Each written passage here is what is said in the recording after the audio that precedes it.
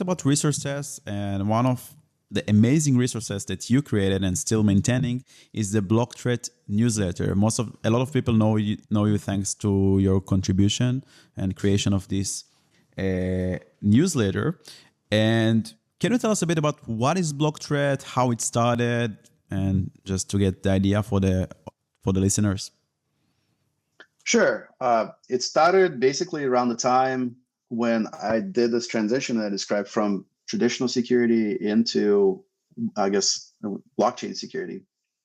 And it was really, at first, it was, I wanted to have the resource that I would read regularly. That's something that I was used to in traditional security about like, what are the news, who got hacked, how they got hacked, what can I learn from it, what is the research? But there were actually resources that existed at the time. But they were focused on very specific things. There was times even before the Rect did not exist at that time. There was one newsletter that was focused on Ethereum specific news, but the world at that time was much wider. There were compromises.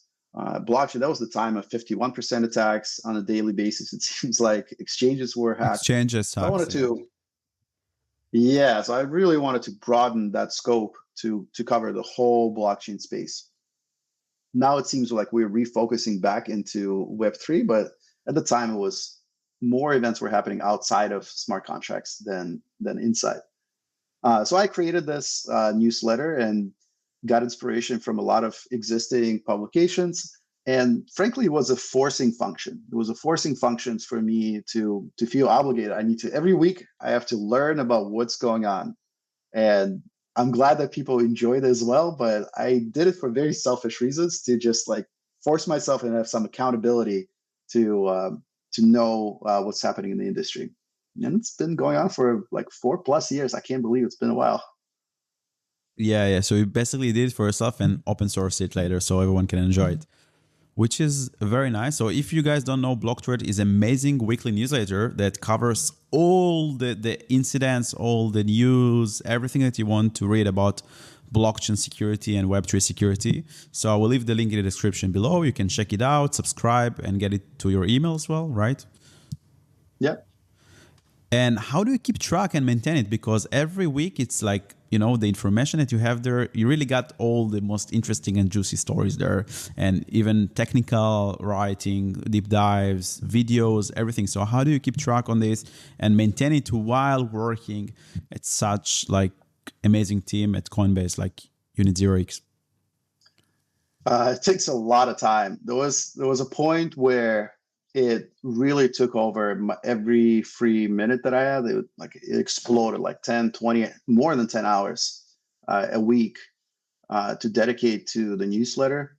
So the way that I keep up with things now is I created mass scrapers for everything out there, from Twitter to like websites, blog posts. Like I aggregate all of them. I have like a classification system now where I just have to quickly tag it with keyboard shortcuts. It still takes, I think, like sometimes if it's a busy week, which been kind of busy lately with all the CeFi hacks, it still takes like up to 8 hours sometimes a week. So it's a massive time investment. Wow.